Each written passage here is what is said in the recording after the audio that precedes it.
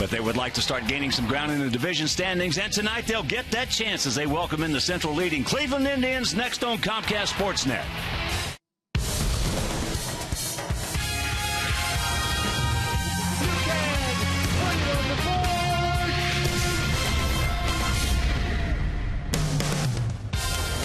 From U.S. Cellular Field in the beautiful city, Chicago, Illinois, Comcast Sportsnet presents White Sox baseball. It's Paul Konerko, Adam Dunn, A.J. Pierzynski, and the Sox as they get set to butt heads with Manny Acta's Cleveland Indians. Hi, everybody, and welcome. With Steve Stone, I'm Ken Harrelson as we get set to bring you the first of this brief two-game set. As you know, the Sox just split that brief two-game series with the Texas Rangers. We got bailed out last night. Big free-run homer by Brent Morrell.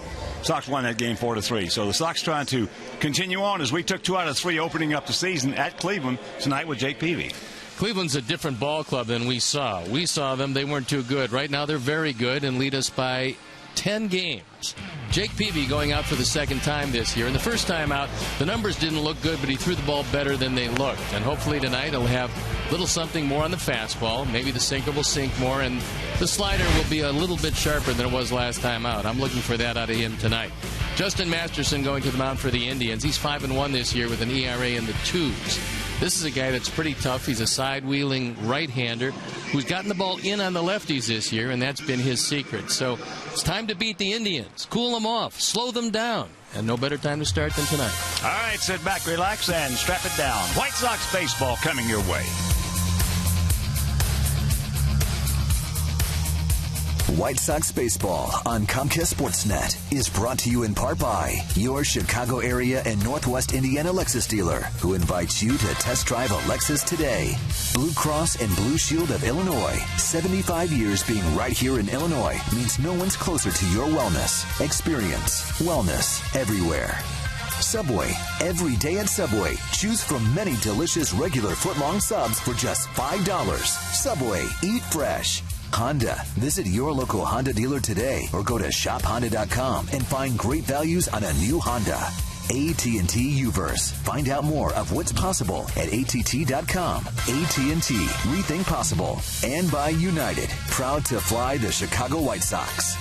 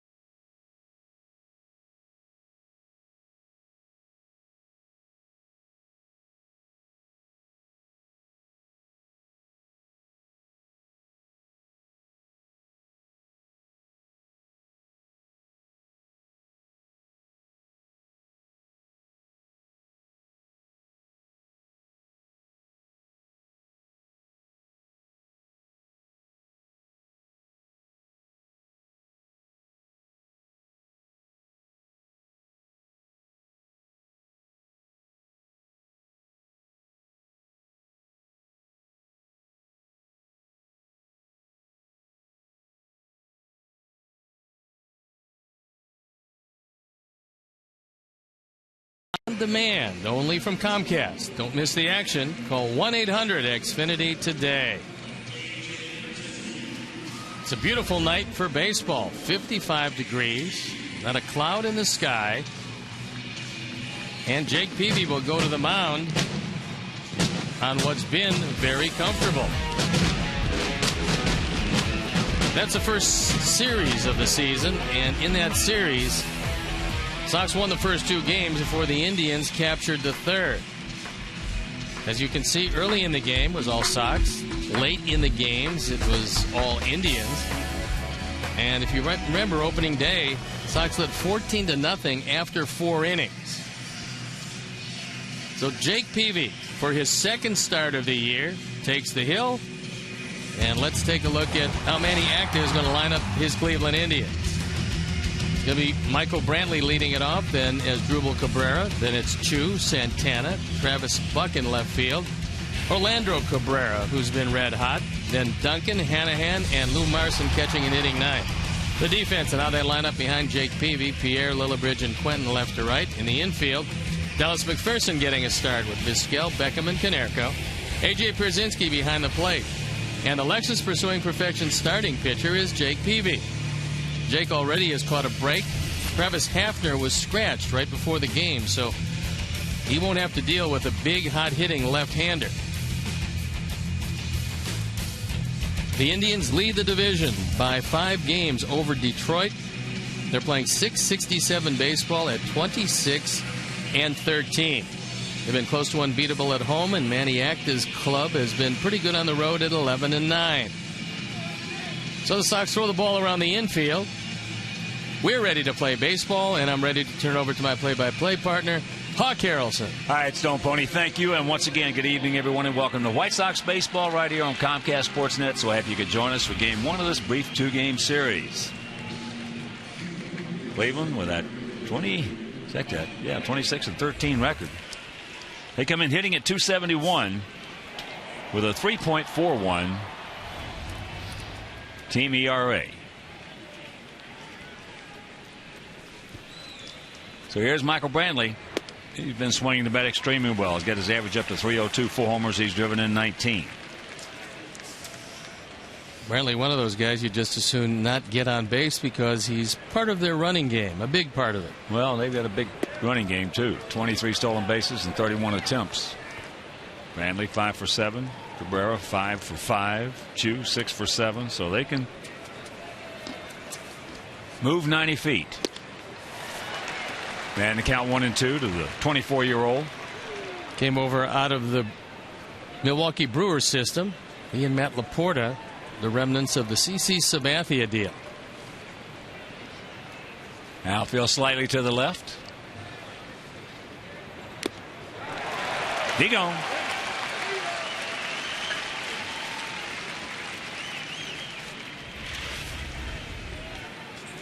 A.J. wants it low and away. Jake throws it 93 and throws it right by him. So here's Asdrubal Cabrera on an 8-game hitting streak. Comes in hitting at .288, 7 homers and 27 driven in. Indians are 8-0 in their last 8 games against the American League Central. You'd much rather face Asdrubal Cabrera from the left side as opposed to the right side. Right-handed hitting .340. Left-handed hitting just .264. Out of play. And very quickly. The count 0-2. And here at beautiful U.S. Cellular Field, 330 down the left field line, 335 down the right field line, 375 in the gap, send 400 straight away center.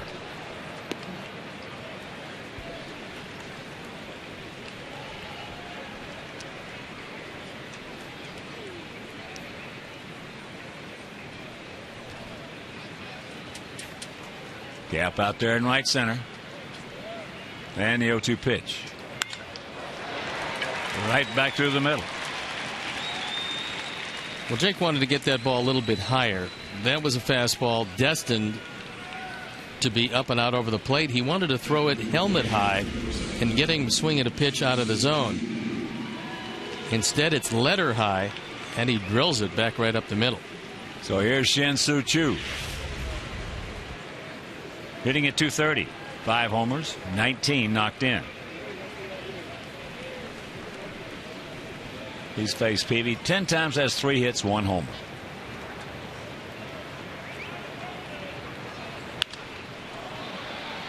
Gets jammed, flips it foul, and that's going to be not playable. Fan made a pretty good catch, but McPherson didn't have much of a shot at it.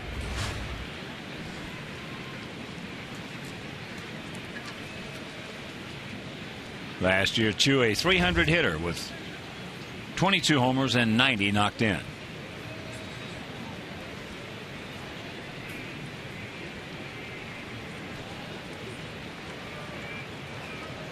Pretty good lead by Asdrubal. As that pitch almost got him, and the count 1-1.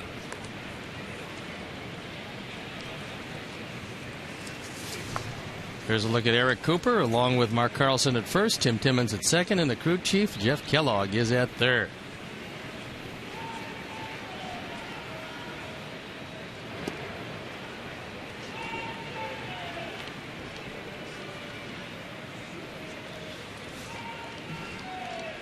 Indians have been on some kind of tear.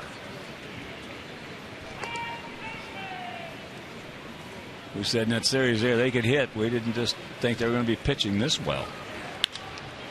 That ball hit hard into center field. Billy Bridge is there, and that's out number 2. I'm not sure if the Indians thought they were going to be pitching this good. They didn't. But Masterson has been terrific. Except for that first start against us, Carmona's been pitching pretty well. And you got to give a lot of credit to Tim Belcher. Just that simple. Well, he's worked pretty well with these pitchers. Nobody expected Tomlin to be 5-1 at this point because he's a non-overpowering right-hander. But he throws a lot of strikes and makes it sink. And here's a youngster, 25 years old, Carlos Santana, switch hitter. Comes in hitting at .233, but he's got 6 homers and 19 knocked in. He is dangerous.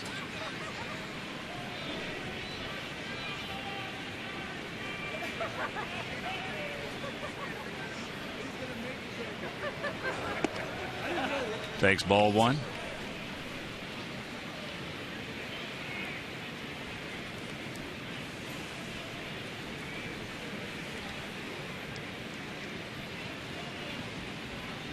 Lillibridge deep in center. A few steps over towards Quentin and right.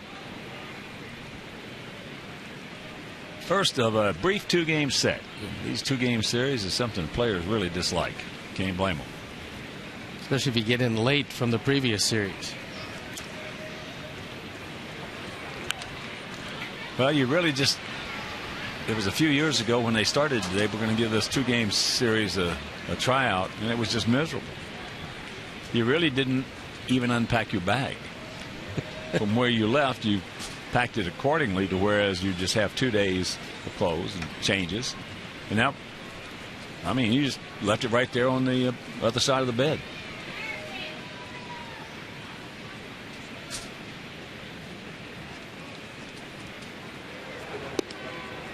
There's a strike, and the count 1-2. So 2 out, 1-2 the count with Cabrera at first.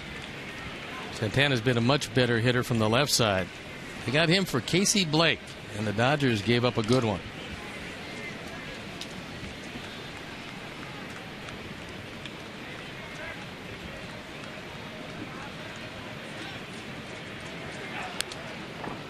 Fouls that one straight back. Indians got so many positive numbers here. They're 20-6 in their last 26 games with a team with a losing record. 13-5 in their last 18 games on grass.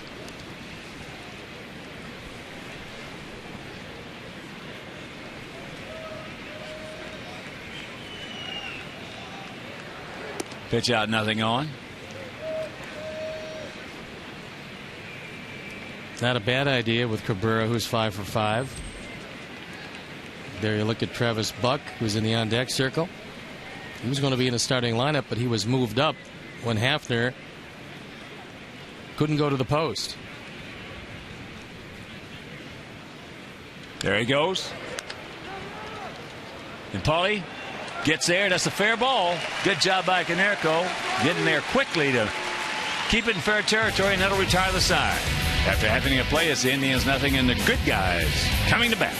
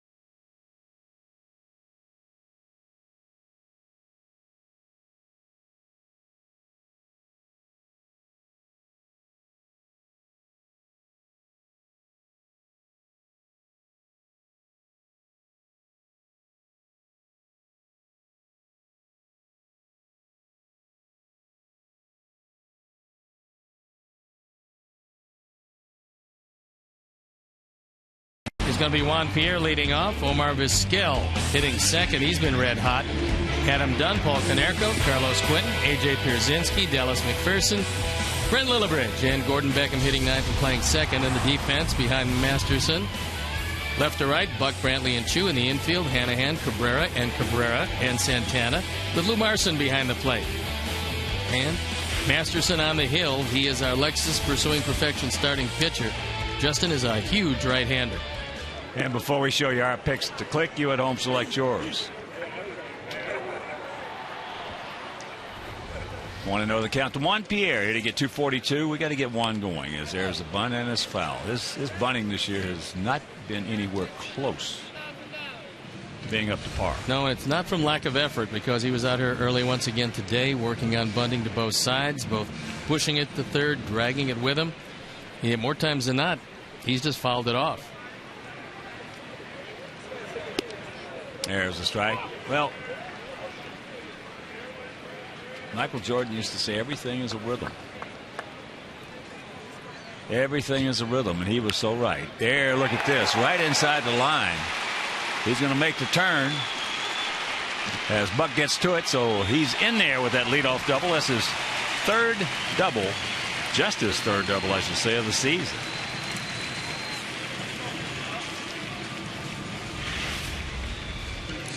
When you draw in the infield, that's a huge advantage. And he just slaps it down the line by Hanahan. And realizing that Buck can't possibly get a good throw off, coasts into second. And here's Omar hitting at 349. He's 4 for 11 lifetime off Masterson, as there's a fake of the bunt and a taking of the ball.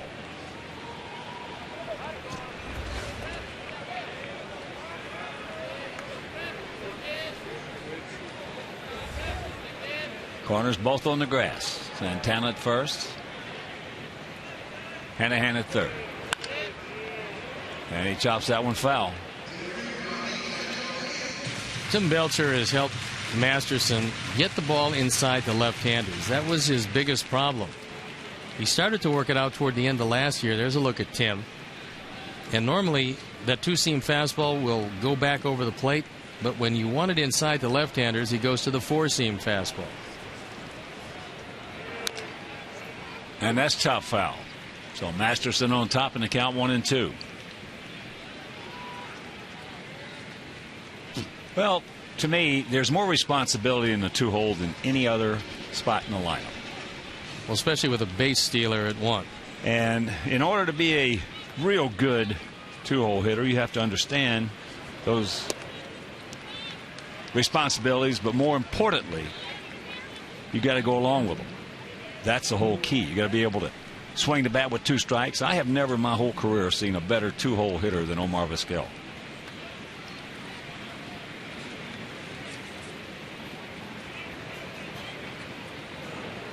There's a shot base hit. So he's going to get him over. Plus, he's going to get himself a knock. And as we've talked about many times, he's the best I have ever seen when they're holding a man on, which was not the case right there. But when they're holding, he's the best at hooking that ball in that hole. Well, he went up there knowing that Masterson is very vulnerable to left-hand hitters. And this was a 2-seamer, and you can see that ball drifts back out over the middle of the plate. Omar takes it into right field. Chu has a big arm. That's one of the reasons why, with nobody out, Jeff Cox holds Juan Pierre right there. Now, the ball was hit too hard, and Chu has good speed plus that arm. So here is Dunn. The key to that pitch right there was the fact that ball started inside, came back, but Omar did not give up on it.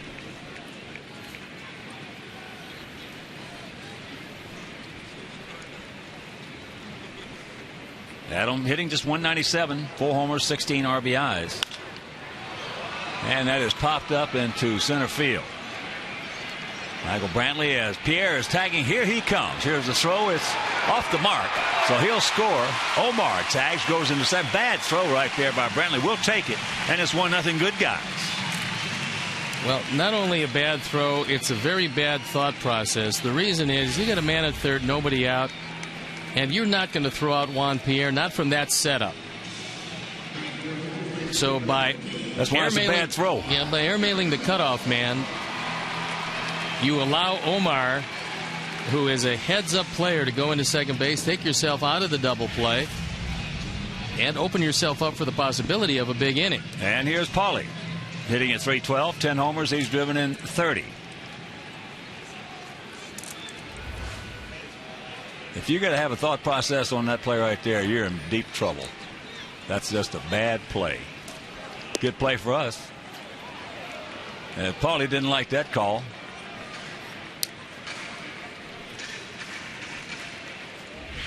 He's 4 for 17 lifetime off Masterson. Is there Bank of America pitch tracks? Larson didn't help much because he caught that ball and took it even lower.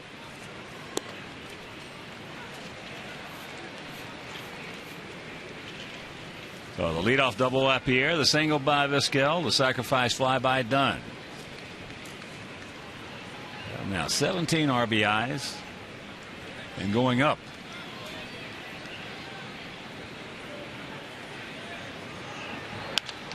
And that's to the shortstop, Cabrera. So with 2 out, let's check out our picks to click tonight. Jim Angio, our director and the crew. Well, they went with Dallas McPherson. Stone Pony's going to go with A.J. Pierzynski, and Eve Tyree and myself, we're going to go with Adam Dunn. Those are tonight's picks to click. Well, we'll keep track on how many pitches Masterson has to throw now, because that was the double play ground ball to take him out of this inning. Instead, he's got a man at second, and he has to face Quentin. But for a bad throw by Brantley. For you youngsters out there, you've got to hit the cutoff man. Unless it's the bottom of the ninth, and that's a winning run. You've got to hit the cutoff man. Quentin just 1 for 13 off Masterson. And the count 1-1. You play with a guy who used to really get upset, and even to the point of a lot of times showing up his defenseman. Mr. Palmer? Yeah. Well, his manager wasn't too happy with it either. Yeah, but let the manager do it, not the pitcher. You know?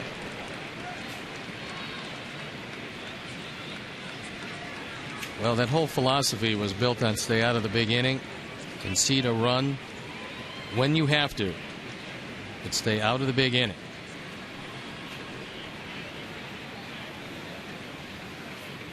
Two out and 1-2. That didn't take long, but we get on the board after 1. It is 1-0 Sox.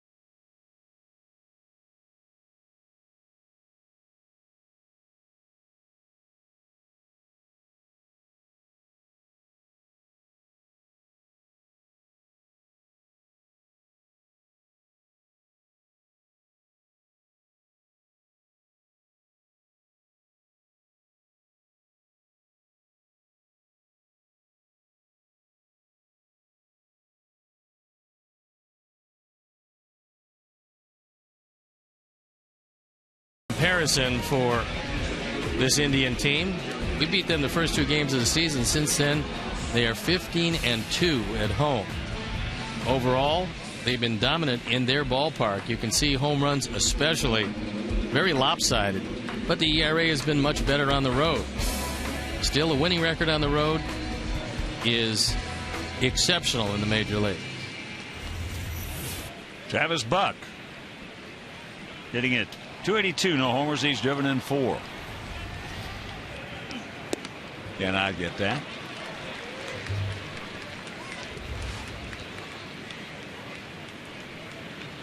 Outfield slightly to the left. McPherson back and well off the line at third as there's a little soft ground ball.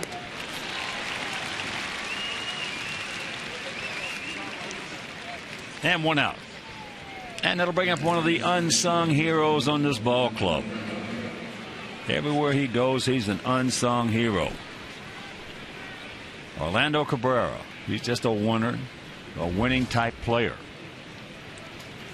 Comes in hitting at 286, couple of homers, but he's driven in 24 runs, and a lot of them have been absolutely huge. One of the things he's done with that locker room is taken a lot of the young Latin players, and if they do something wrong, he doesn't leave anything to chance. He gets right in their face and tells them exactly what they did. Well, he got a little bit of that over here, and some of the guys got upset with him. But the only thing was is he was telling the truth. Well, and they got a lot of youngsters over there that need a little guidance. And you get a guy that, it's no coincidence, wherever he's gone, his team has been in contention or won the division. Yeah, he's a winner. There's just no questioning that. Outfield straight up. And the count 3-1.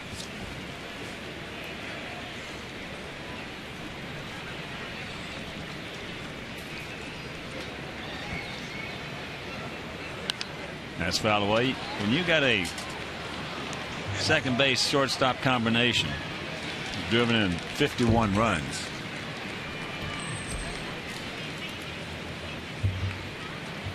In 39 games, that's not too shabby. And that's a souvenir right side. Well, Maniacta was with him in Montreal when Cabrera came to the major leagues, and there was a time when he actually was hitting behind Vlad Guerrero, giving Guerrero protection, and he drove in 96 runs. Jammed him, popped him up. Beckham.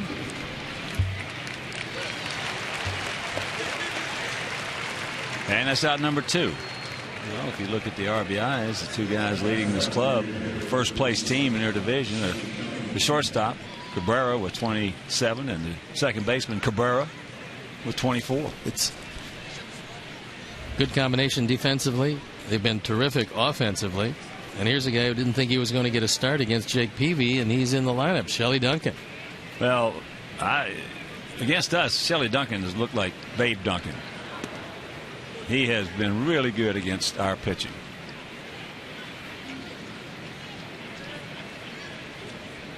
That was a high slider.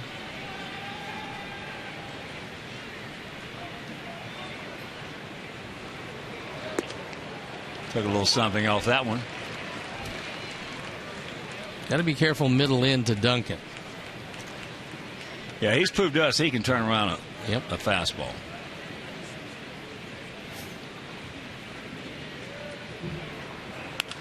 And there is a fastball. Get foul. Get foul. It will. Thank you very much. Well, that's the place you don't want to go, and Jake got away with one there. Try to throw it inside, and fortunately that ball hooked in front of the pole. Talked about places not to go. That's a place you don't want to go. Good thing he had good movement on it. Didn't miss by a whole lot. No.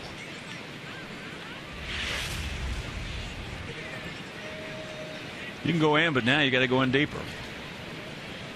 How are you? Let's see. They're going to go back in there, and he's gone. So 1-2-3 inning. Peavy with 2 strikeouts, and he leads it 1-0 after an inning and a half.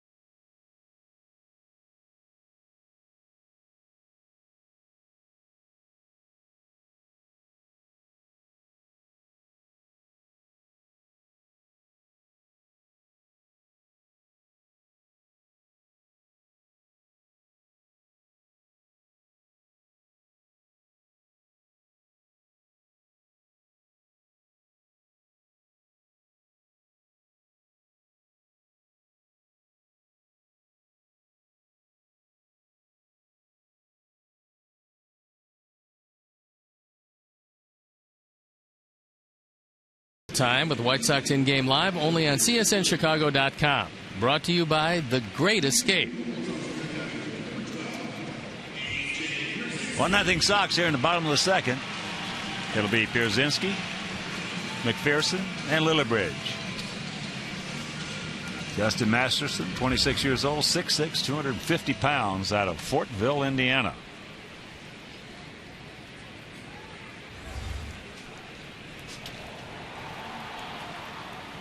AJ is 7 for 17 lifetime off the big guy. Takes the first pitch strike. Well, he got tremendous movement on that at 94, and if he stays there, AJ's going to take him to left field. 1-1 to count.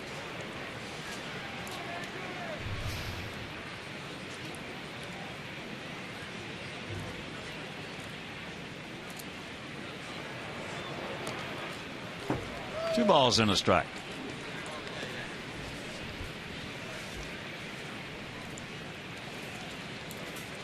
Masterson beat us in that last game of that 3-game series opening up the season. Look at this. Nice little duck snort. He'll take it. Lead man aboard.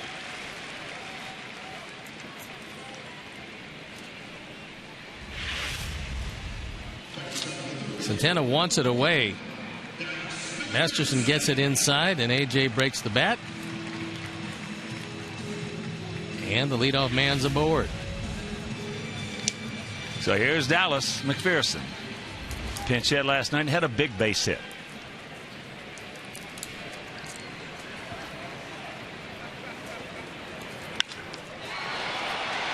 High and deep. Tag up, AJ. Watch out now. He's going to give it a shot, and he will get there. Dallas just missed taking that one out of here.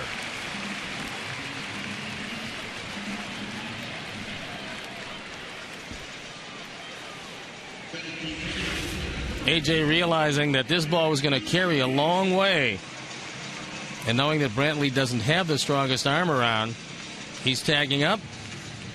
Now Brantley takes some time in looking instead of just getting the ball and getting it back in. Just, you don't have to bother looking. You're on the warning track. Thank you. Yes, Lillibridge takes that slider outside. Brent hitting at 286, 3 homers. He's driven in 5.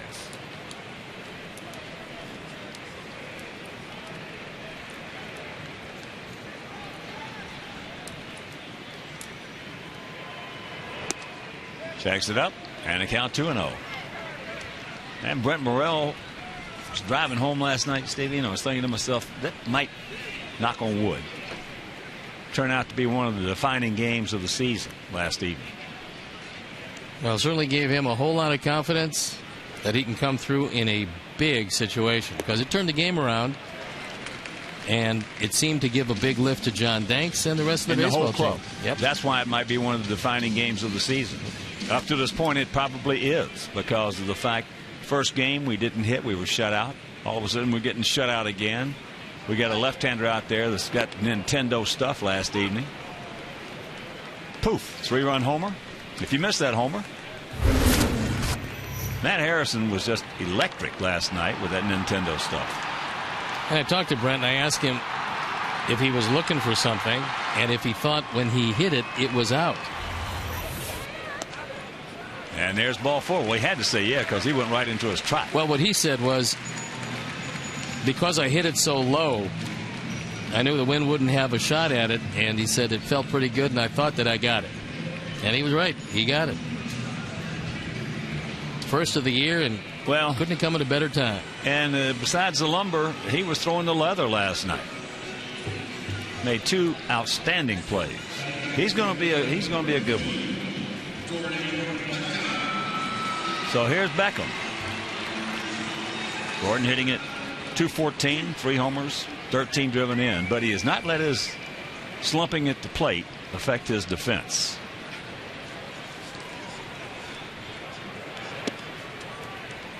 Gordon lately has been doing just that. Been taking the good ones and swinging at the bad ones. And that's when you know you're in a funk. Been there and done it. Speak from experience. Took something off. Yeah, and way out in front. That was the changeup, and he doesn't throw too many of those.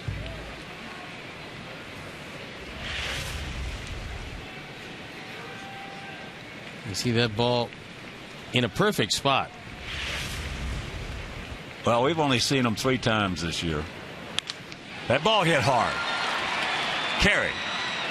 Brantley will make the catch. That's a hang woofum for Beckham. He hit it right on the money. But getting back to that, we've only seen him 3 times this year. First 3 games of the season, where we won 2 of those. And they come in here at 26-13. Pitching like they've been pitching. I guarantee you one thing right now. Everybody we're going to see from Cleveland are going to be featuring changeups. From Tim Belcher, the pitching coach. Well, Masterson's really refined his. Doesn't use it often, uses it effectively.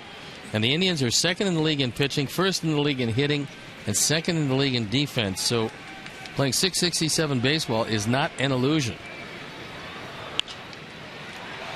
Santana makes the play on Pierre.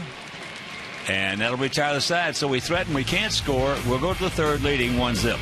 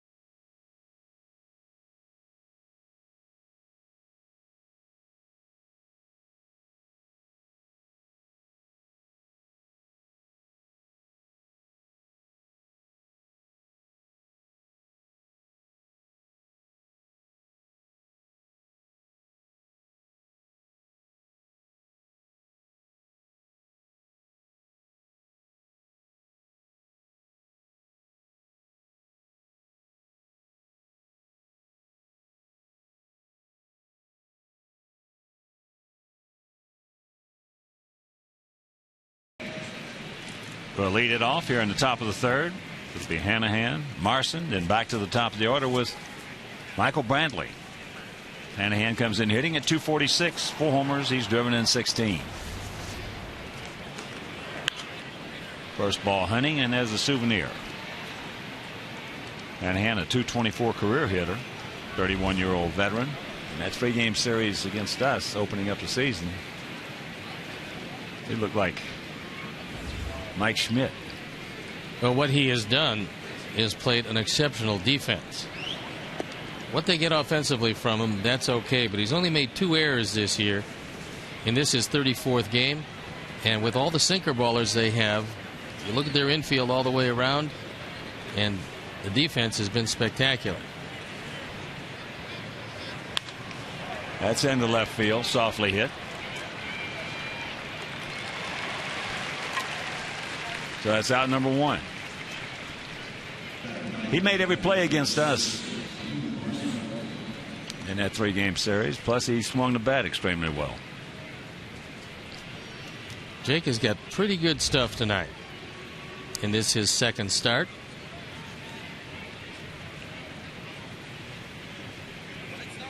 Lou Marson. Marson hitting at .294. Checks it up and takes strike 1. Larson's been going to right and right center a lot more as his batting average has started to climb.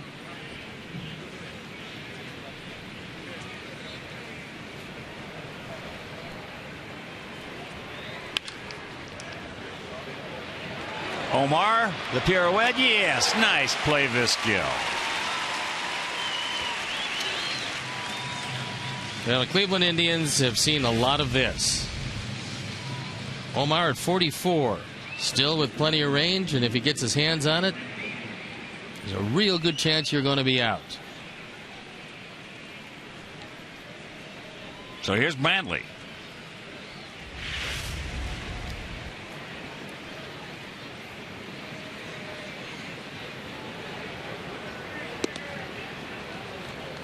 Brantley struck out, opening up the ball game.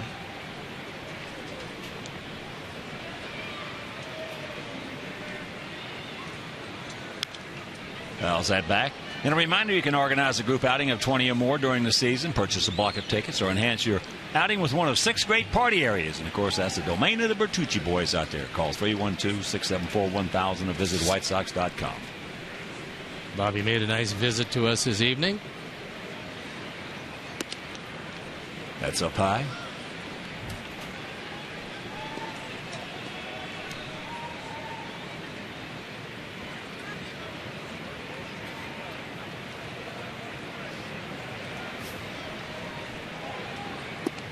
Pulled a string on him, had him way off balance. Nice changeup.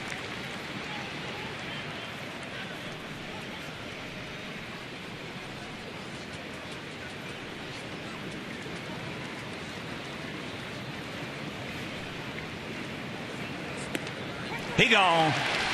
He knew it. That is 8 in a row retired by the Jake Meister. And he leads it 1-0.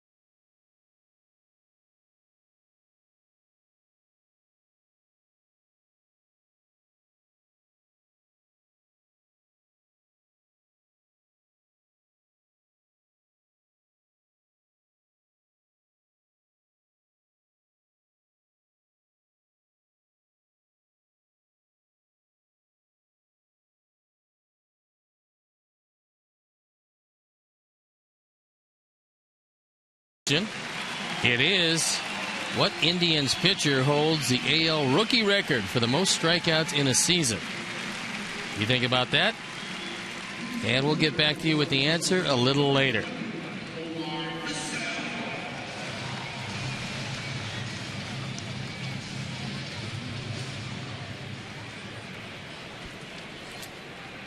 Bottom of the 3rd inning.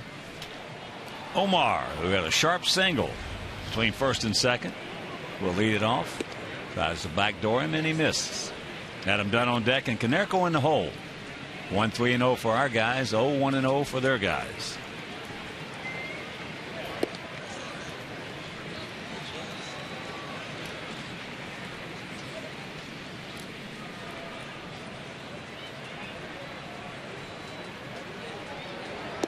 Takes the bunt and takes ball 3.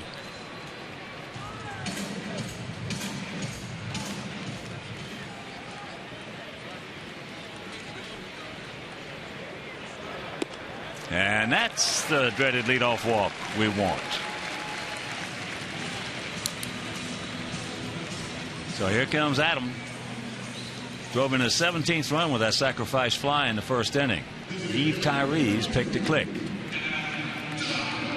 That's the second walk by Masterson, something he hasn't done a lot of. He came in with just 17 in 53 innings of work.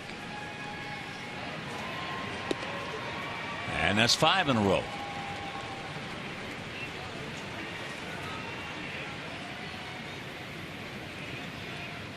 Got the shift on.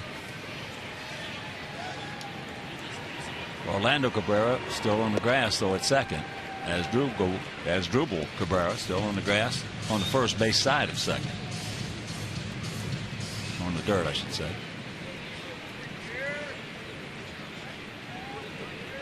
And the 2-0 pitch.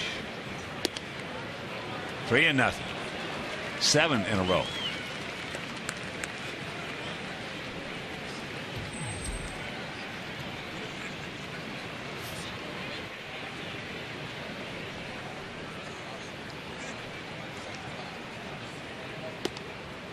And there's one.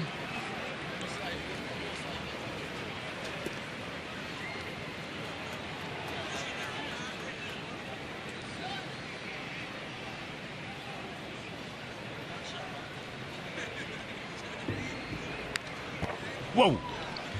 Turn the fan on there, big man. Well, he got the 3-1 fastball he was looking for. Pull off the head just enough to get underneath it.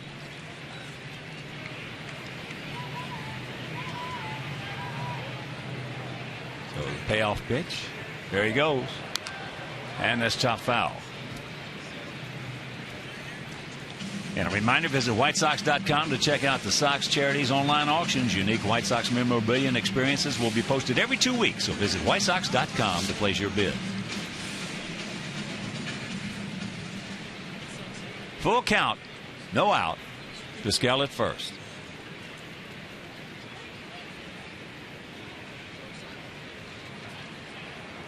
And he gets him, and they get him. A strike him out, throw him out, double play. Well, Marson is a tremendous catch it, call it, and throw it guy. And after the called third, he just fired it down there, and Omar knew that he was hung out dead to rights. Didn't even bother sliding. Well, Adam had his pitch on the 3-1. Called third, and a good solid throw to second. The ball just waiting for Omar to arrive, and he'll be singing soprano in the choir. So here's Pauly, grounded out to short. Takes it up high.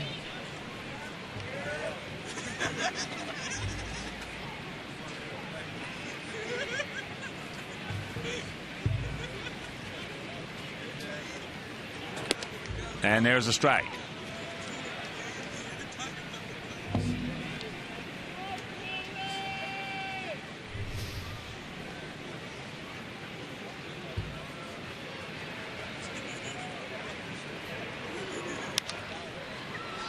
And a souvenir. 1-2 the count.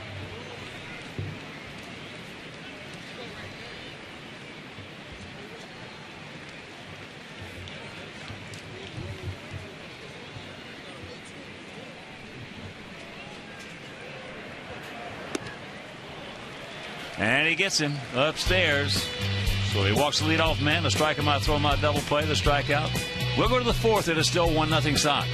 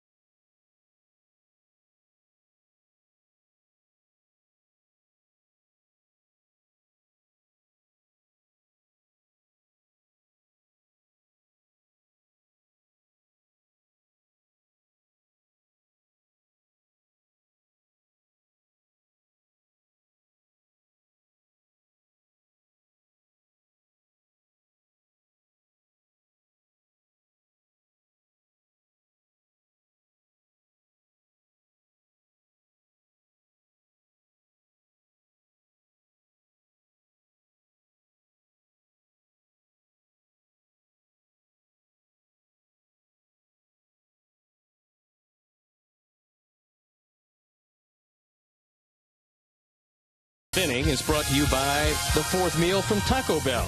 Open 1 a.m. or later.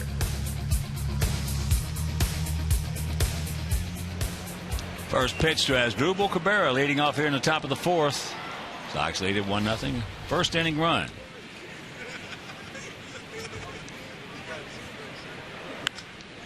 High into center field.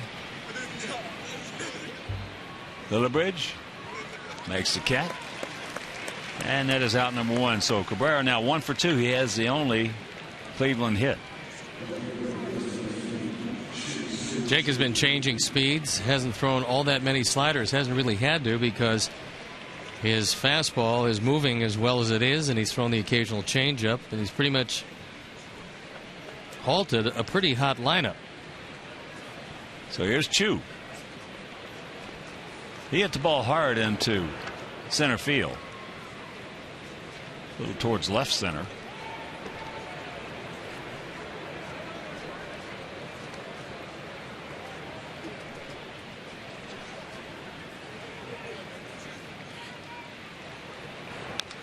Change up. Here's our AT&T UVerse multi-view. We're looking at pitcher-hitter matchup as well as Paulie at first, just in case Chu pulls the ball down that way. Jammed him.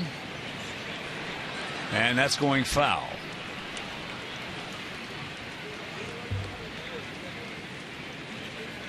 Chu jammed himself right there. AJ now going out to have a word with Jake.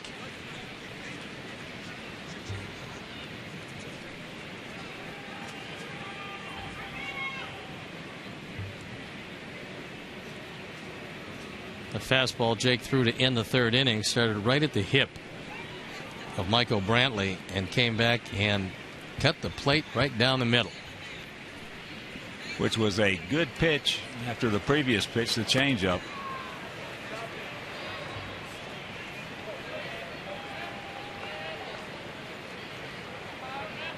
Two and two.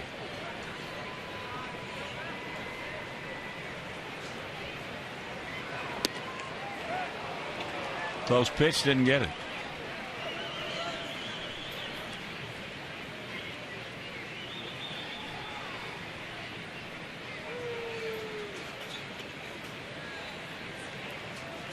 And the payoff pitch. And that's foul.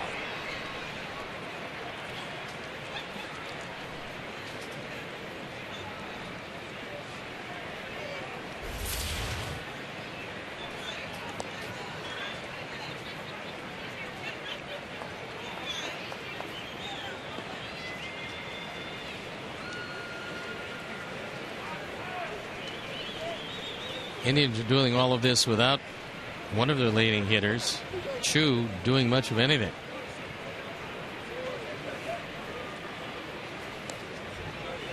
And once again, the 3-2. And there's a bullet. So the 1-out single. Well, there is no doubt that he can really hit. And had a few problems early in the season.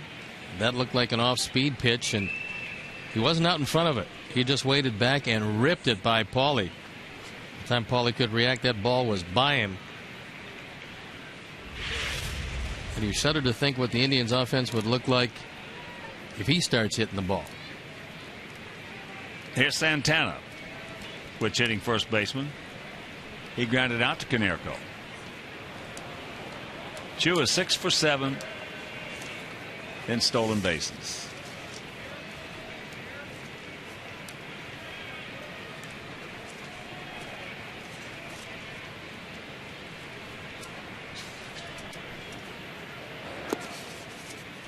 Takes it down low.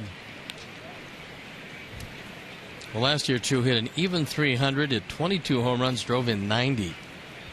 Not even close to those numbers, but before this is over, he's going to be there. Just like Adam Dunn, before this is over, is going to be close to his career numbers. That's foul. Thank you very much.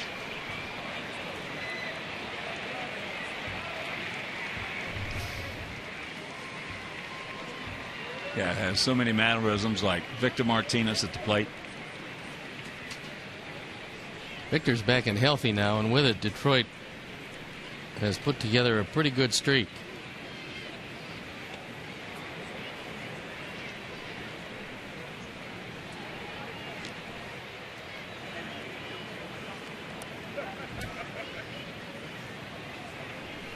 Talking about Detroit, they're taking on the Red Sox at Fenway. Bottom of the 6th inning, no score.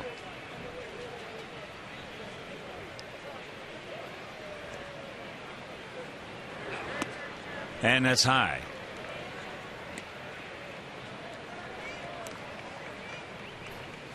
Take a look at the Central Division. We trail them by 12 in the loss column, 10 overall. The Tigers in second place. The Indians are not going to play .667 baseball all year, but right now they're starting to believe in themselves. Pretty good pitch, didn't get that one.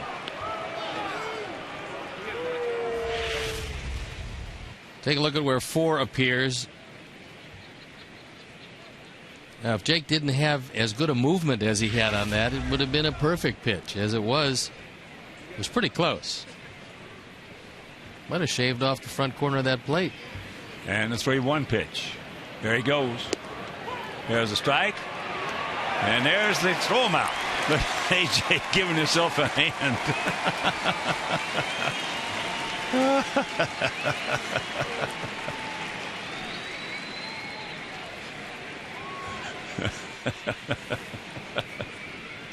I don't know what Chu was thinking about, but he pulled up, and AJ wants the game ball. He said, "I'll take the game ball. Throw that one out." He's a character. Watch out. That almost got Buck on the on-deck circle. Meanwhile, they'll retire the side. Because the bottom of the 4 still leading 1-0.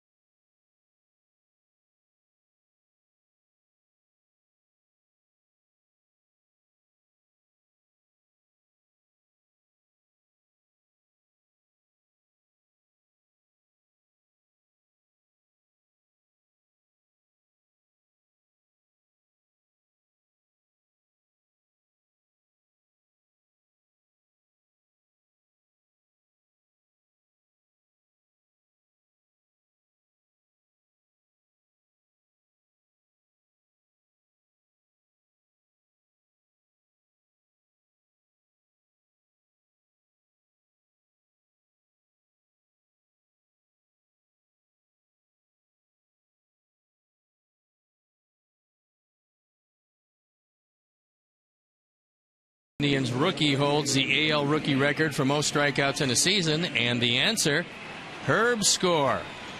Well, he was on his way to greatness. Gil McDougall hit him with a line drive right in the eye. And Herb continued his career after that. But there are a lot of folks around who thought that Herb Score was going to be just as dominating as Sandy Koufax. I faced Herb Score when he was in a White Sox uniform. Did he have good stuff? That was after the fact. Yeah, well, and Herb, I've talked with Herb about that. He said that indirectly that line drive off the bat of McDougall was the reason he hurt his arm. He said, but that did not. What he did was he came back the next spring, and he wanted to prove to everybody that he was back all the way, and he snapped off a curveball in his first outing of the spring. Should have never have done it. He said he popped something in his elbow. Ted Williams said Herb Score had the greatest stuff he ever saw. It was just unbelievable. I mean, growing up in Cleveland, we all idolized Herb Score because he came through the system. He was the guy. You just, you didn't see him, but you heard about it, and he just dominated everybody. Strike out 245 guys as a rookie. You're doing pretty good. How about in 1984, Dwight Gooden had 276 as a rookie. Yeah, I remember. I remember that year. 2-2 the count to Quinton, who struck out his first trip. But the one guy that he couldn't get out was Tuffy Rhodes. 3 home runs opening day. 3 home runs opening day. Against that, it had to be against the Cubs, right? He threw at Wrigley Field. Yeah. Wind blowing out. That was Tuffy's career. Slowly hit. 3 hopper. And a hand. 1 out. Well, Williams told me that the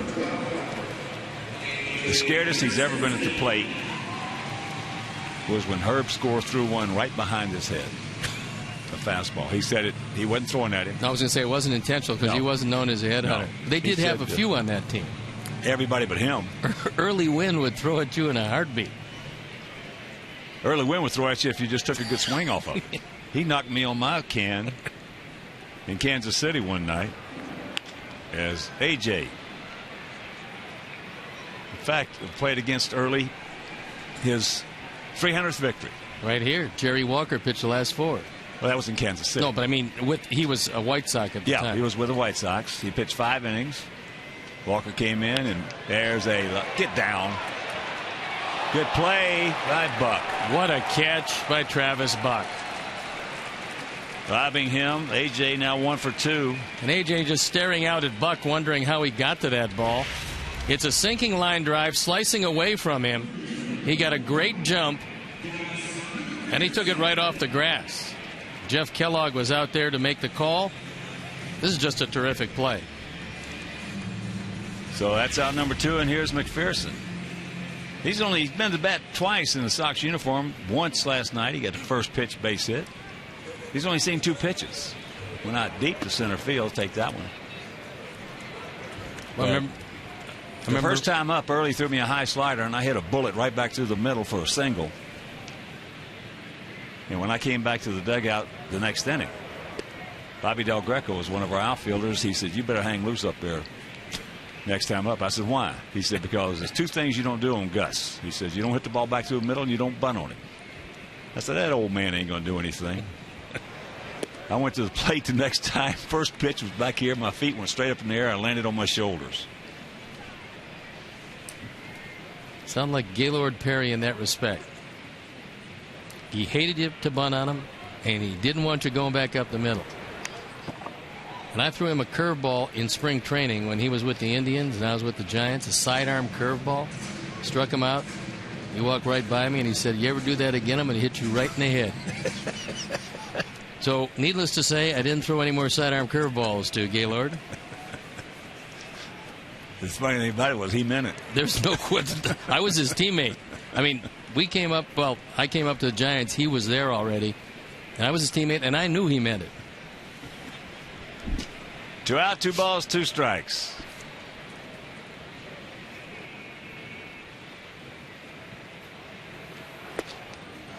Got him. 1, 2, 3 inning. We'll go to the 5th. It is still 1-0 Good Guys.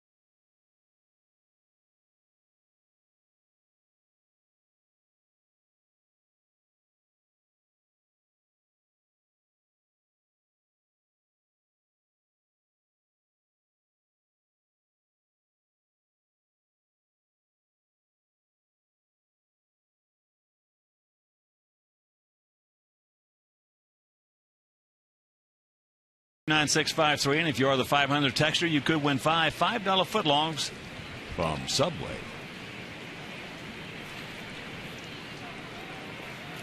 Travis Buck, he made that terrific catch on Pierzynski. We'll lead it off here in the top of the fifth. Take strike one. Buck grounded out to McPherson at third.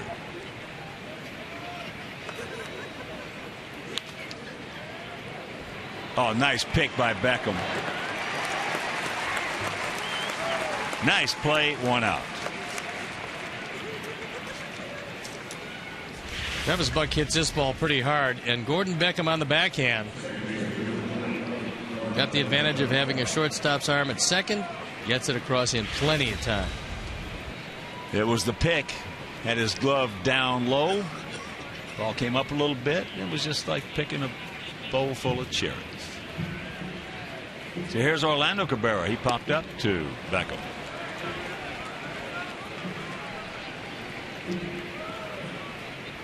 That was the best slider Jake has thrown tonight. Kept it in perfect spot to Cabrera.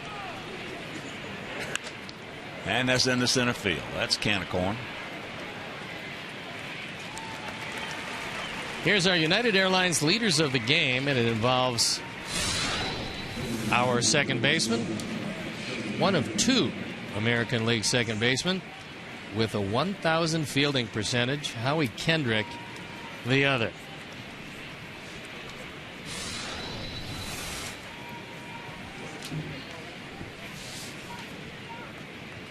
So here's Duncan. Struck out, called out on a fastball strike. Didn't like the call.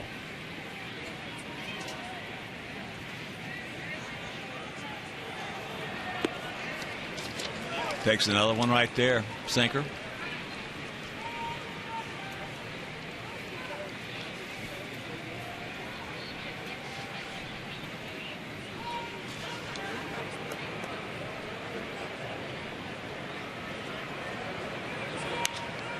And that's popped up. McPherson makes the catch. Nice 1-2-3 inning. We're halfway home, and PV leads it 1-0.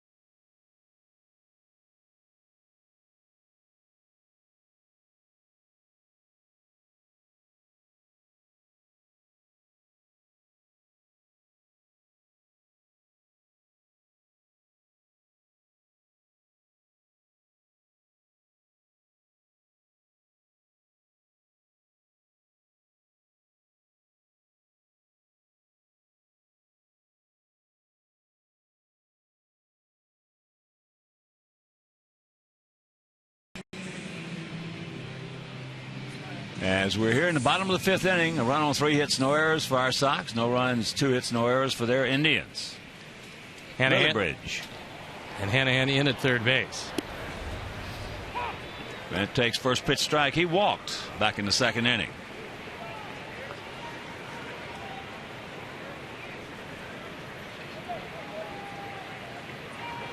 Breaking ball strike.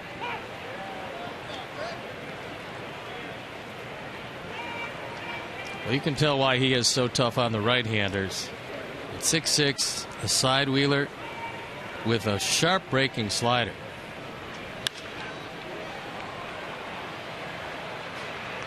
I'd like to send along my condolences to Phil Rizzo and his family. Mike, the general manager of the Washington Nationals. Phil, longtime scout. His father passed away a couple of days ago at 104 years old. God bless him. Wow. And there's a base hit. Good at bat right there by Brennan. He's going to give it a go. Two can throw. Off the mark. Safe. The leadoff double. Well, good thought process and good hustle on the part of Brent Lillibridge, because he was thinking 2 bases when he left the batter's box and never stopped. He realized as a left-handed thrower, if it was Chu who got to the ball, it would be a difficult throw for him. And there he is, thinking 2 all the way. No hesitation, the throw is off the mark, and a promising way to start the 5th. Here's Beckham. 0 for 1. He had a line shot right to Brantley. Just a little bit into right center field.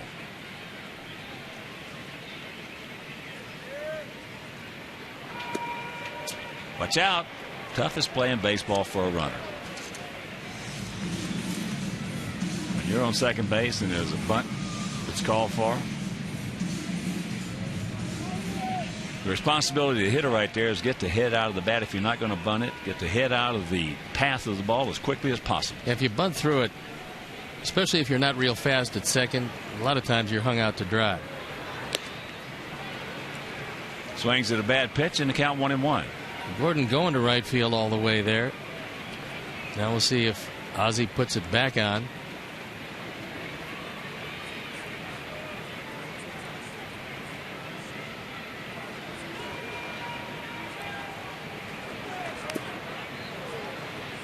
Tries to bunt it, and the count 1-2. So now you got to cinch it up and huck her down. 15. Come on,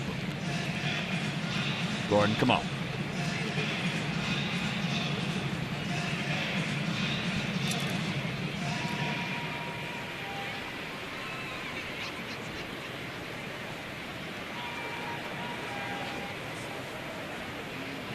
Don't let him outcompete you. Come on, buddy. Just got a piece of it. Good moving fastball right on Gordon's hands. It's a good pitch by him. I mean, Gordon is trying to take that ball to the right side if he can, and Masterson is trying to force him to hit it to the left side and make sure that Lillibridge can't advance.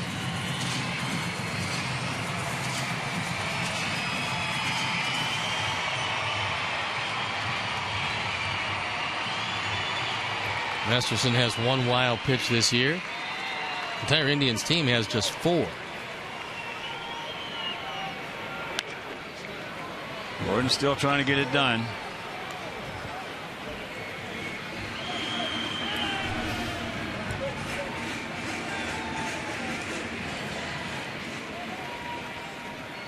Masterson about to deliver his 71st pitch. There he goes. There's a strike him out and a throw him out. Well, we told you Marson could really get it and throw it. Gordon swung at a pitch up and out of the zone. And Marson, although the throw was high, got it down there so quickly that Hanahan had a chance to just come down with it. Lillibridge got a tremendous jump. He couldn't beat the arm of Marson. So he's had 2 strike him out, throw him out double plays. And here's Pierre. He led off the game with a double. Came around to score on the sacrifice fly by Adam Dunn as he takes ball 1.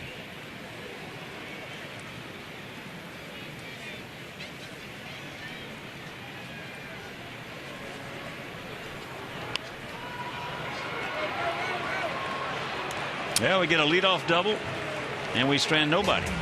We'll go to the 6th. It is still 1-0.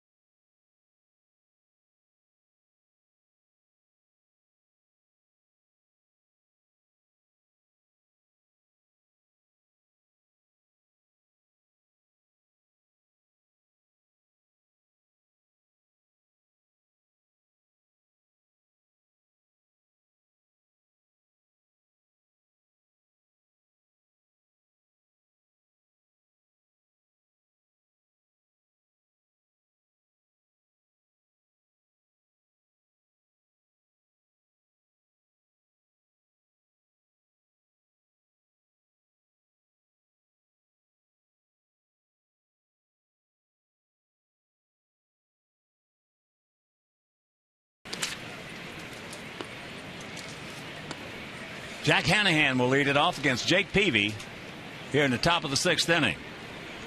A run on 4 hits for our guys. No runs on 2 hits for their guys. He got a cookie right there and pops it up in the center field.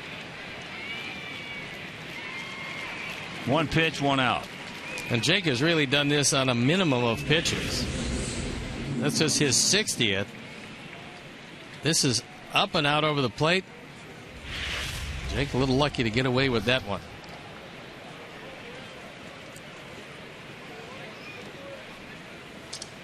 So here's Lou Marson. Went out Vizquel to Canerco. Omar made a good play on it, going far to his left.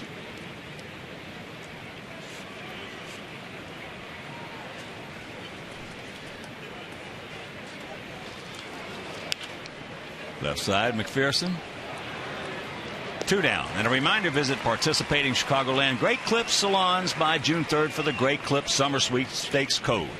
Grand prize winner will throw out the first pitch on Mullet Night, Friday, June 24th. Plus get 4 White Sox game tickets and 4 pregame patio party tickets. So get your sweepstakes code and relax. You're at Great Clips. Well, you'd love to be able to cut down Brantley right here, make it a very easy inning, and retire your 7th in a row if you're Jake. 0-1 to count. Brantley 0 for 2 with a couple of punch outs. And Jake has kept his pitch output to a minimum. The looper. Omar. That'll be try to the side. We go to the bottom of the 6th. It is still 1-0.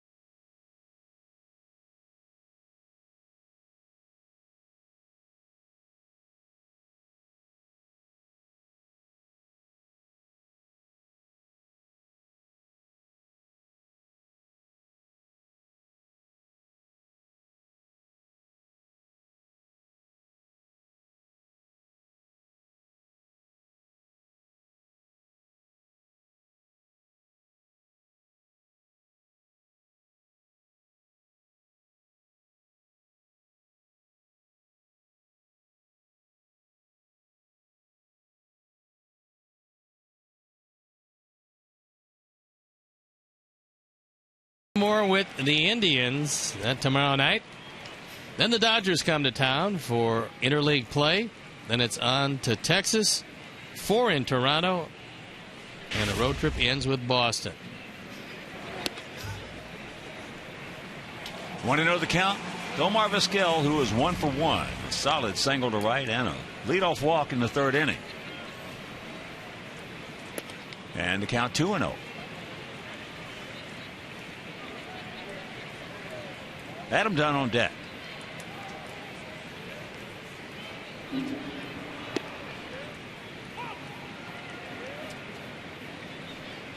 Two balls and a strike to our 44-year-old phenom. Bottom of the 7th at Fenway, no score. Tigers and the Carmines. Well, Ozzie was asked last night if he was going to get Omar some more play, and he's answered that. As long as he's hitting the way he's hitting, no reason not to. And he's not going to get worn out by the warm weather. He's as good a shape as anybody on our ball club. Unbelievable at 44. payoff. Just got a piece of it.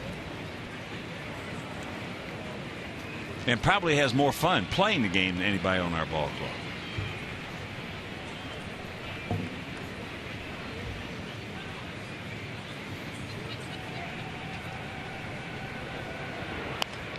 Off the end of the bat.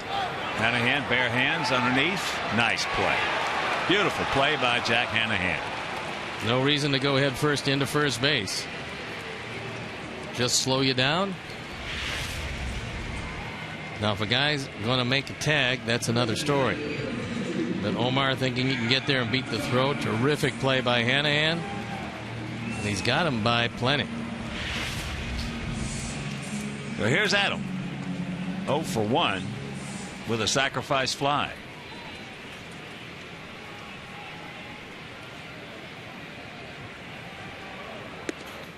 Takes it high and wide.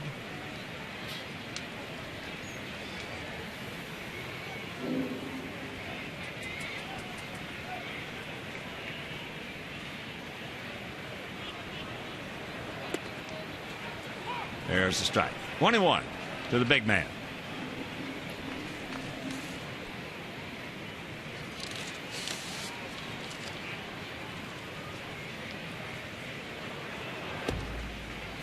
Way outside. Top of the 7th down in Florida. The Cubs and the Marlins are tied at 5.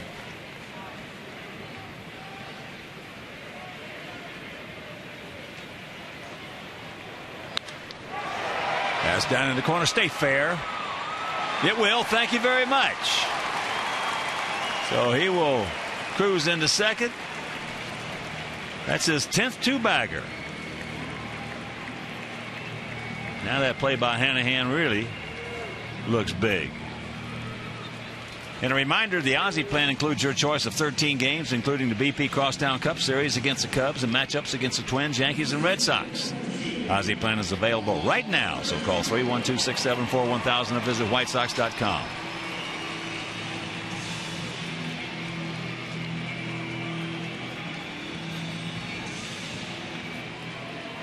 Come on, Paulie, pick him up, buddy.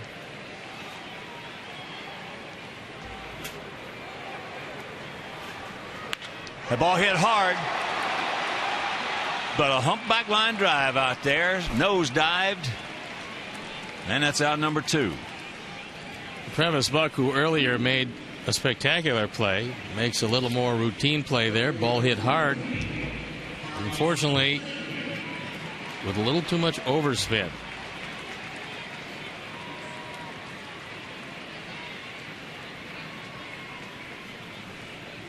So here's Quentin. He is struck out, grounded softly to third.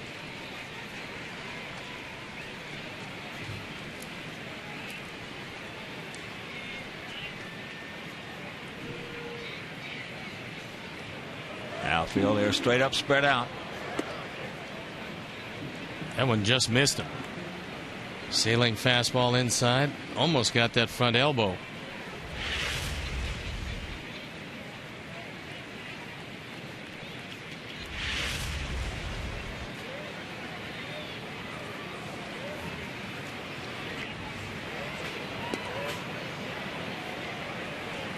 One and one to count.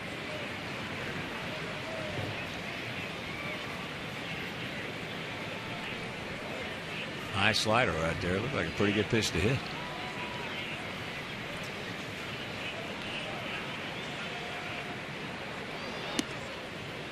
Checks it up and the count 2-1.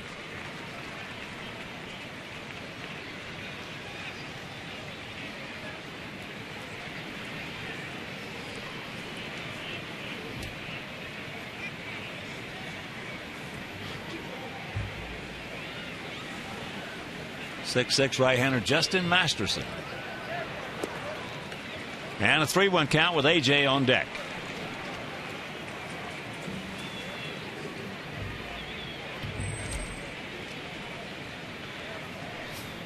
AJ should be 2 for 2, but for the heroics of Buck out in left field.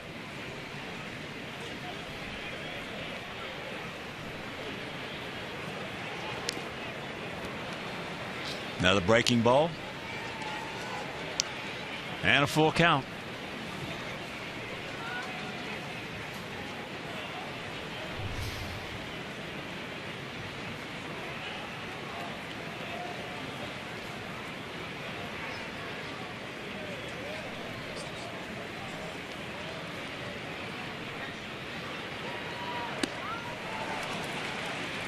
We'll go to the 7th.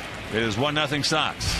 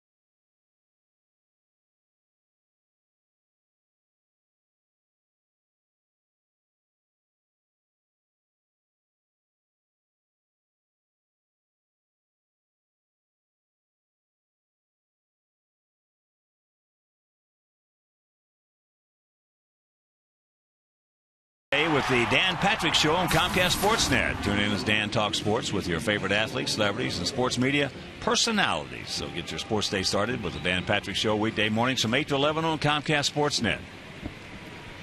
Well, this figures to be a tough inning for Jake. He's into the 7th. He went 6 last time out. But he should be pretty strong. He's given up just 2 singles. 1 erased by A.J. thrown out at second base. And other than that, Jake hasn't been in any trouble at all. Hasn't walked anybody. He's had pinpoint control. And here's Asdrubal Cabrera. Takes first pitch, breaking ball, strike. He has singled sharply back through the middle. That was in the first inning. Then leading off the 4th. Fly to center. Cabrera, a good player.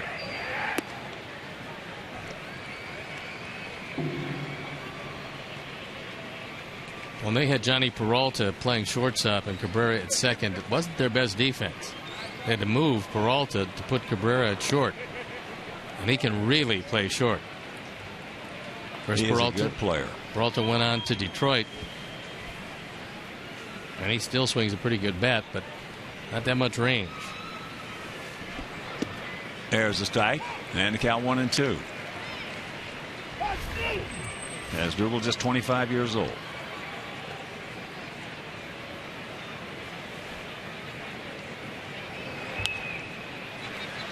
Souvenir left side. They got Cabrera from the Seattle Mariners, same place they got Chu, and they fit pretty nicely in the middle of this Indian lineup.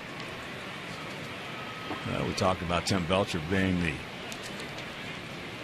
one of the big reasons for the pitching, improved pitching in Cleveland. John Nunnally is the hitting coach. He's done a good job. He gone. 1 out. Indians come in hitting at .271 as a club. And most teams are way down this year.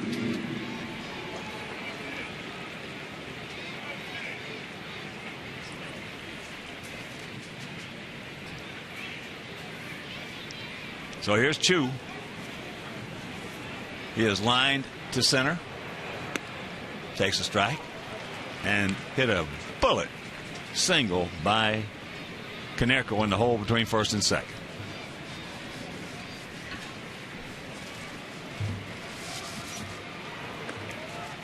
That's high and wide.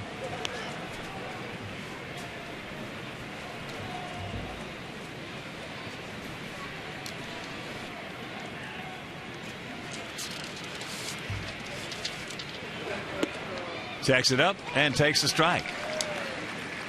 And a reminder, you can join the Chi Sox mobile group by texting Oak for a chance to win $50 in Comiskey cash and 4 tickets to the game on June 10th versus Oakland. Text Oak, O-A-K, to Chi Sox 244-769 to be entered to win.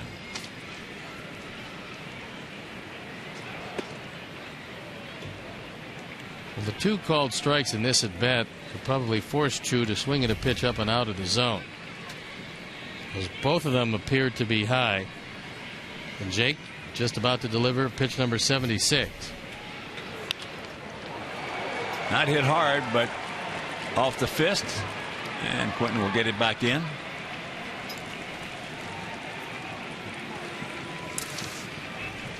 Here's our Xfinity high-speed action replay, and it's AJ.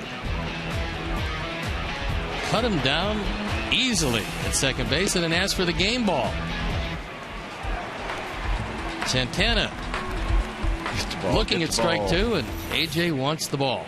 Well, Jake gave him a chance. We got a lot of guys on our staff that don't give him a chance. Well, he got it there in so much time that Chu just gave up. So here's Santana. Dangerous. There he goes.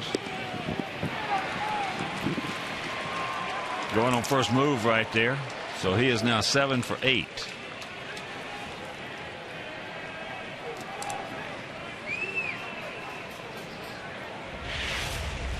In a 1-run game, a few too many steps as AJ bobbles the ball. He wasn't going to get him anyway.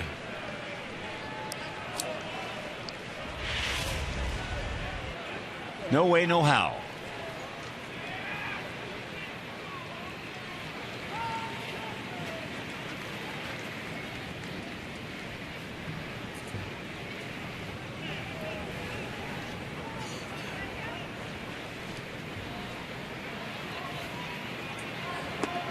And that's low 2-0. Travis Buck on deck and Orlando Cabrera in the hole.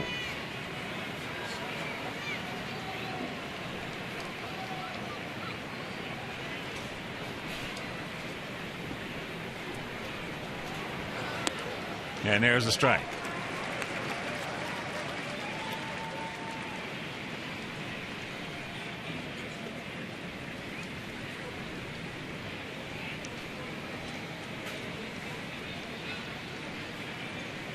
On 5 hits, no errors for our Sox. No runs, 3 hits, no errors for their Indians here in the top of the 7th. And it counts 3-1. But Chu, the tying run, is 1 down. And Santana with a catbird seat. Travis Buck in the on deck circle. He's grounded out twice, as has Santana. Jake's thrown a lot of ground balls tonight.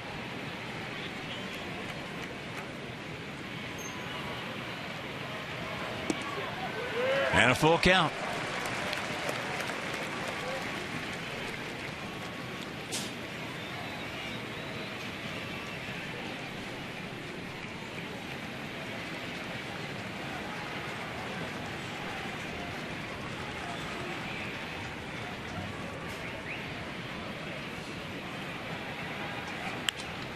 High pop-up stay in here. Come back. It will. McPherson.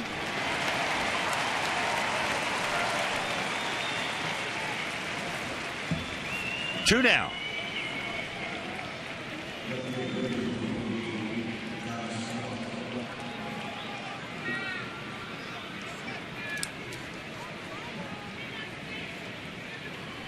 So here's Buck.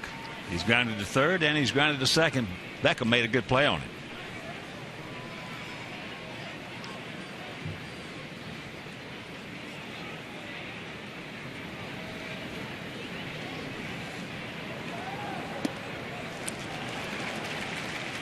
Took something off that one, and he had him well out in front of it.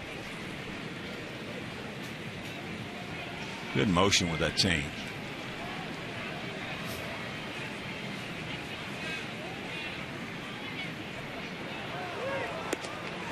That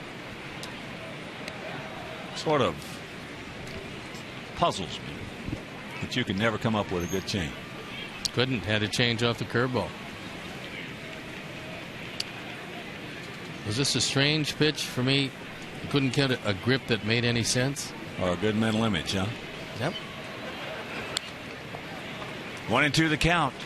Tried splitting my fingers to slow it down, and it turned into split finger fastball. Use it for a half season. Worked out real well, but I threw so many curveballs that along with the splitter, wound up with a sore elbow all the time. I thought that wasn't a good thing. So I went back to just changing up off the curveball.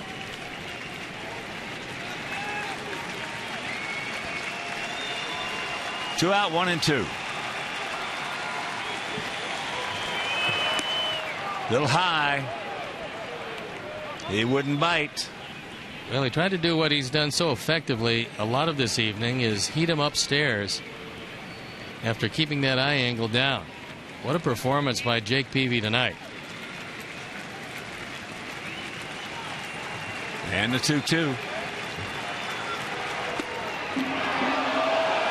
Change up.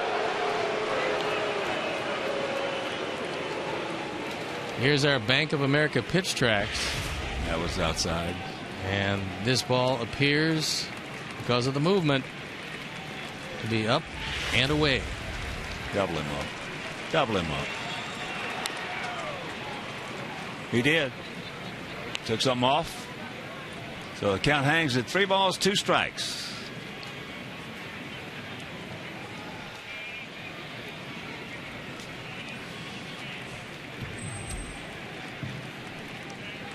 That's a guy you probably don't want to face with the game on the line. Best to end it right here with Buck.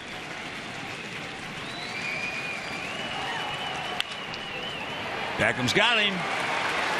Nice pitch by Peavy. And that'll do it. 7th inning stretch. He leads it 1-0.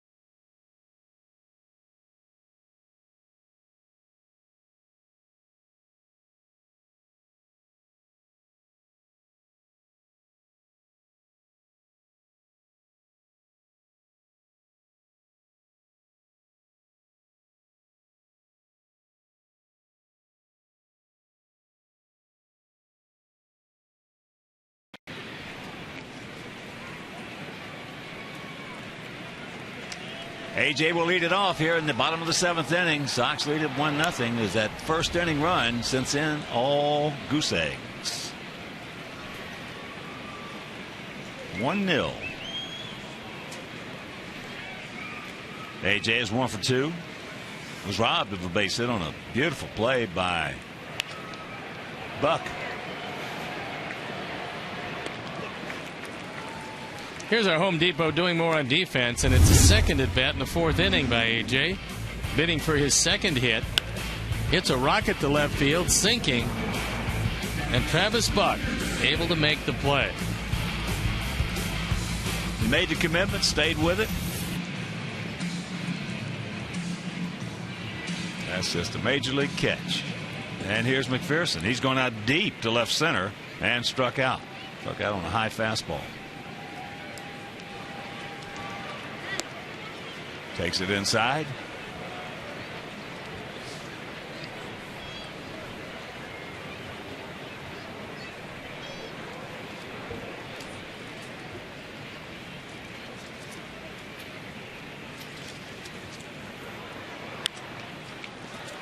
Pops it up. And Hanahan gets there, can't hang on to it.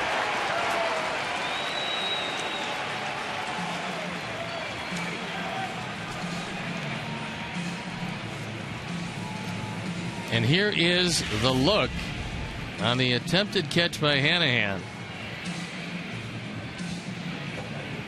Had it right in the pocket. He'll tell you he should have made the catch, but they ruled it no play. Well, it also appears that he didn't have to slide, but he did, and another life for Dallas McPherson. Let's make him pay for it. So Dallas, 30 years old, 6'4", 225, out of McDonough, Georgia.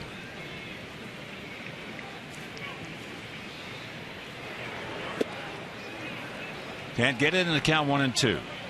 One of the most heralded rookies to come up with the Angels back in 04. Boy, he came in with plenty of publicity. Plenty of back problems did him in with them. 7 strikeouts now for the 6'6" right-hander. And here's Brent Lillibridge, who has walked and doubled.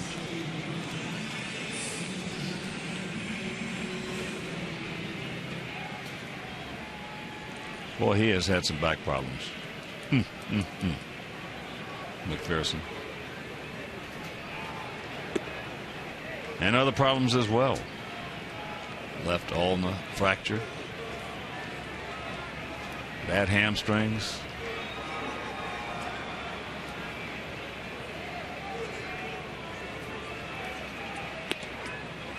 On the outside part. And the count 1-1.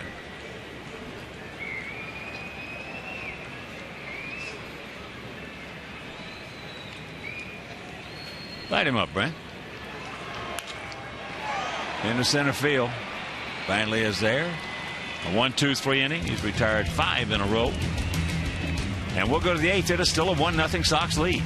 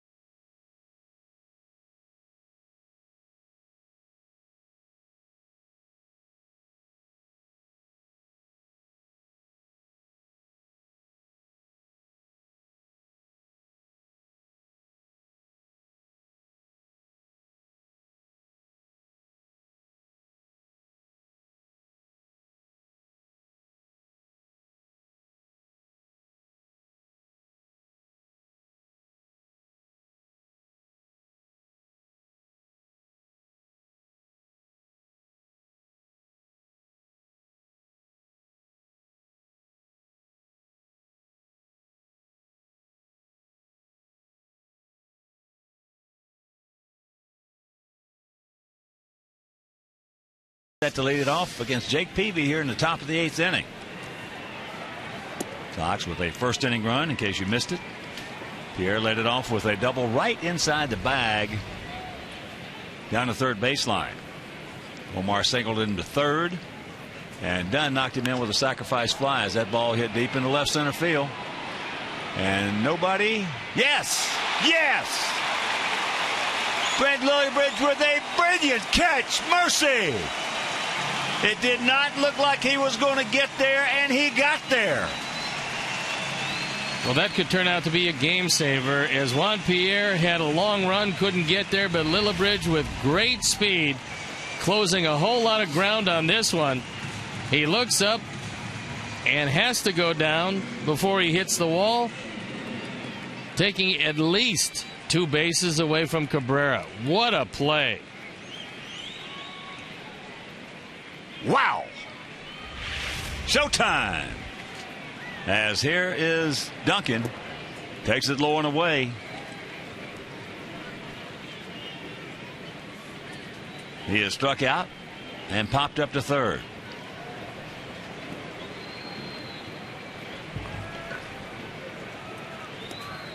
Could not check it up. That was a major league catch as you look at Alexi. He's at short. Omar over at third.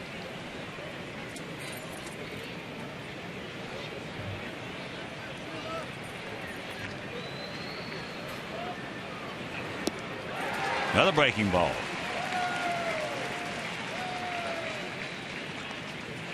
Three singles given up by Jake Peavy tonight. And that's it.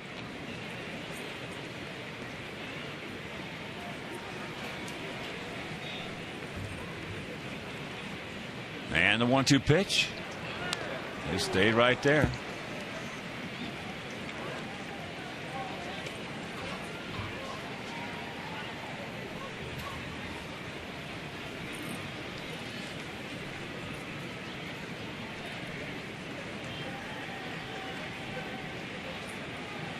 Only 8 hits in this ball game. We have 5 of them. Of our 5 hits, 3 of them are doubles.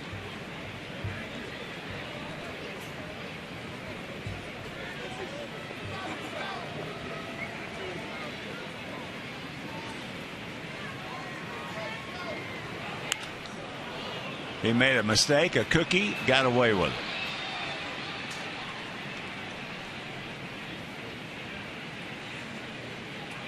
Wow. Thank you, thank you. You might as well keep the ball on the outside corner, well away from this big guy who can turn around a fastball inside. Little drop down. He gone. 2 down. Give him a different look. We hadn't seen that all night. In fact, none of the right-handers have seen that all night. And Jake keeping it till he really needed it. It didn't do a whole lot. It was the angle it came from.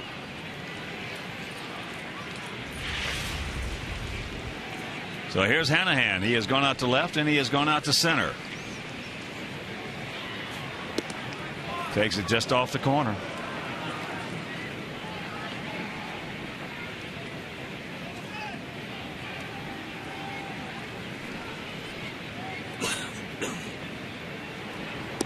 And that's low.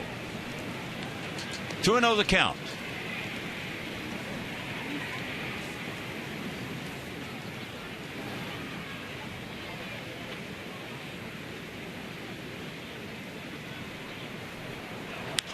And that's out of play.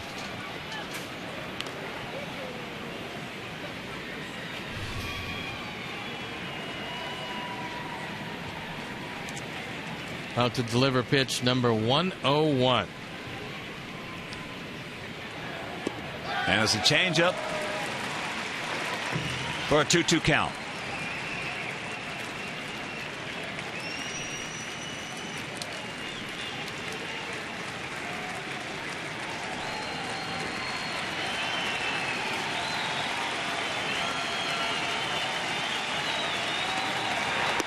He gone, and what a performance by Jake Peavy. My goodness. Mercy. 8 innings. No runs, 3 hits. He got some help by Brent Lillibridge, and we'll go to the bottom of the 8th leading.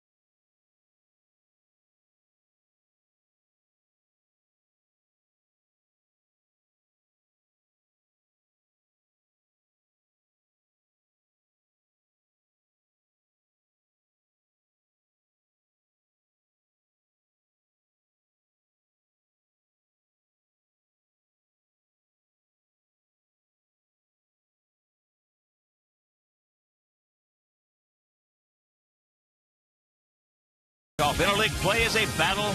Don Mattingly's Los Angeles Dodgers. Coverage begins at 6:30 with Sportsnet Central. White Sox Dodgers Friday night at 7 on Comcast Sportsnet, fans' best friend. And we got a little work here to do. We lead at 1-0. We'd love to get one or two more. It'll be Beckham, then back to the top of the order with Juan Pierre and Omar Vizquel. Beckham is lined hard to center and struck out into a double play. Takes ball one.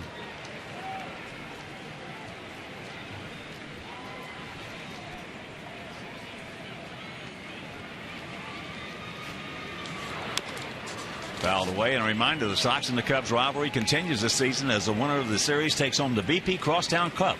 White Sox Cubs at USA LaField June 20th, 21st, and 22nd.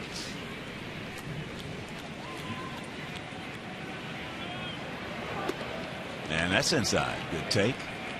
2-1. This will be pitch number 105 from Masterson.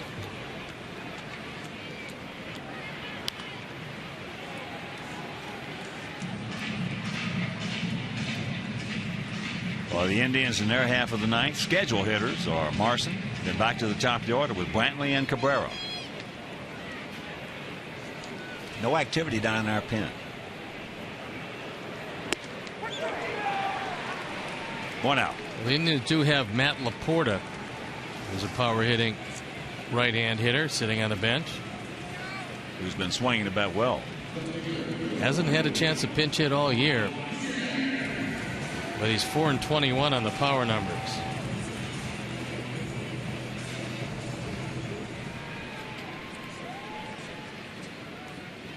Here's one. Double to lead off the bottom of the first. Right down the third base line. And then came around to score after Vizquel's single on the sacrifice fly by Adam Dunn. Cabrera. 2 down.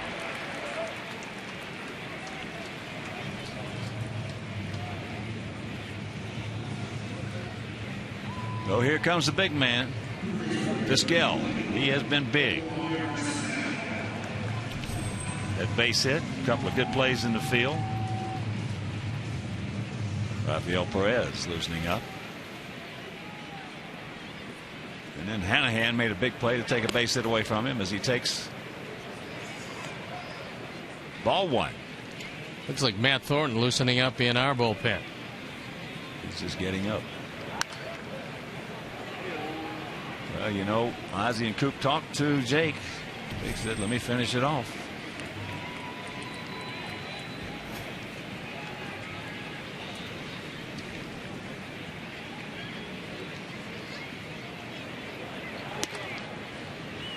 And the count 2-1. Juice him right here, Omar. Shock 'em all.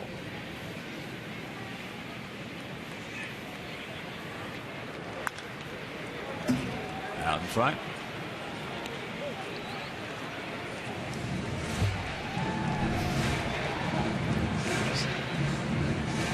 Single that Omar had back in the first inning was hit so hard that Pierre had no chance to score. And a full count. We're done on deck.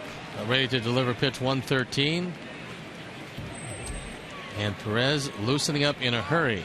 Could very well be that he's going to be brought on to face Dunn. Slaps that one foul.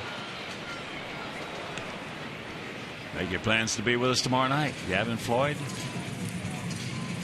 against Fausto Carmona. Now, if you can't make it to the ballpark, that game will be over WCIU.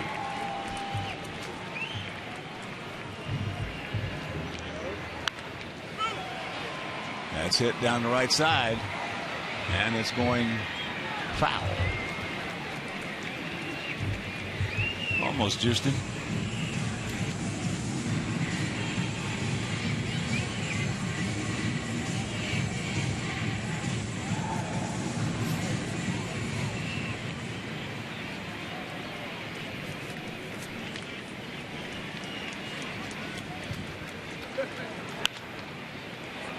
And that's popped up. Everybody a long way to go Chu gets there, makes the catch. And they'll retire the side. Here we go. 9th inning, 1-0 Good Guys.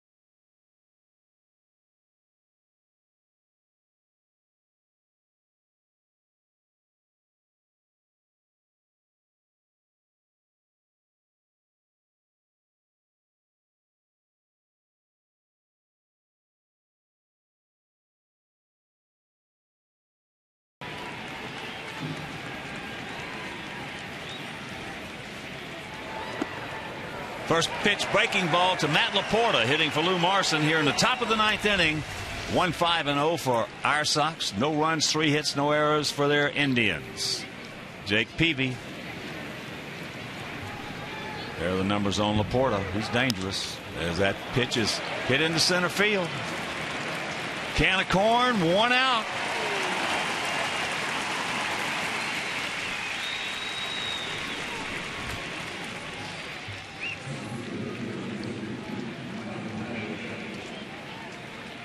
So here's Brantley. He's 0 for 3.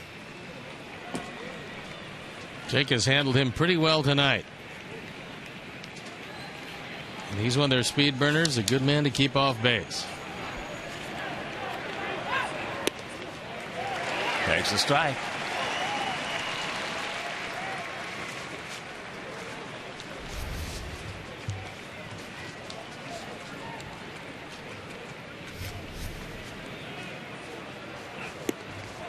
And the count 0-2.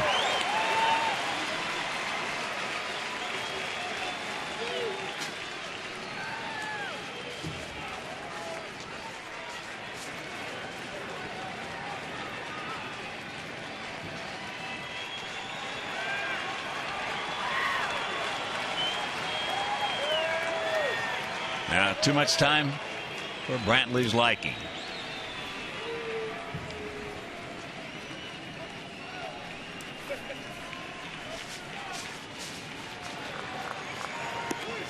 That's up high. Boy, he's still getting it up there 94 miles an hour, so there's plenty of life left at pitch number 107.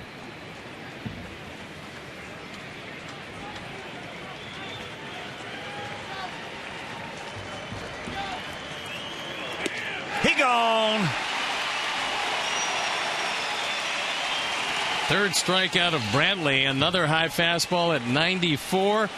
And now Jake 1 out away from a 1-0 shutout.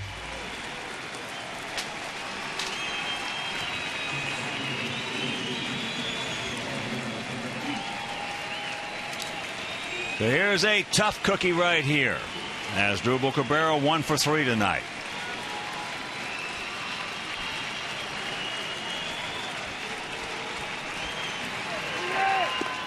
First pitch strike.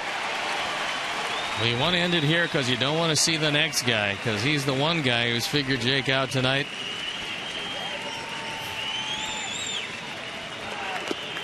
And the count 0-2. Shin-Soo Choo in the on-deck circle, but Jake 1 out, 1 pitch away.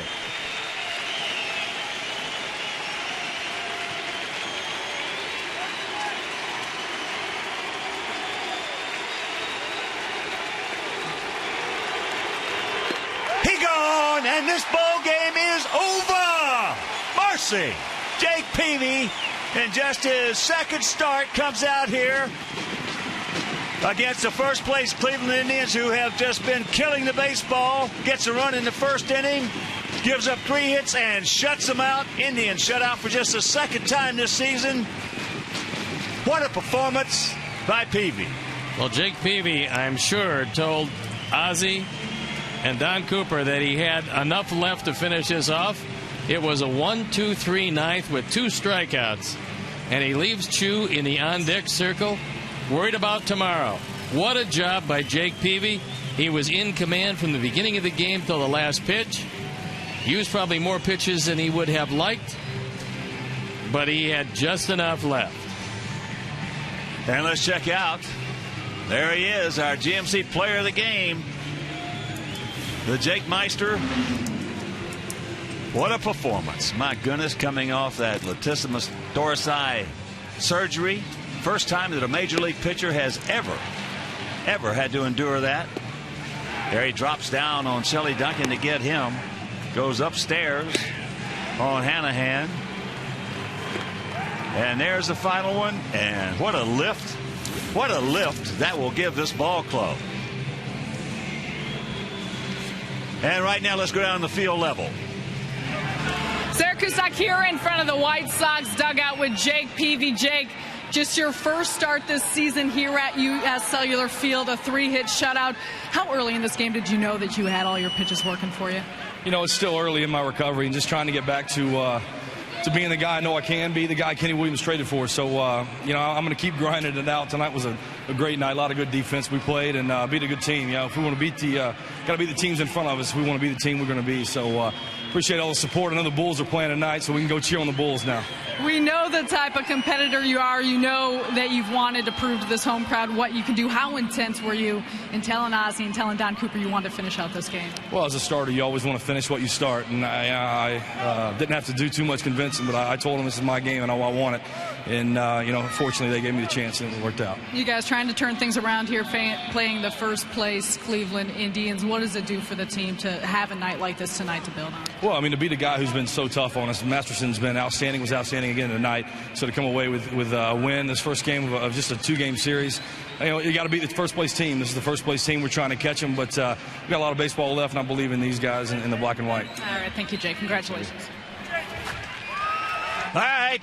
Sox win it 1-0 behind the shutout from Jake Peavy. So for my partner, the Stone Pony, Steve Stone, our director, Jim Angio, our producer, Mike Leary, our associate producer, Dave Ross, our technical manager, Mark Harper, the executive producer, Jim Carno Jr., also for the mayor, Mean Joe Grube.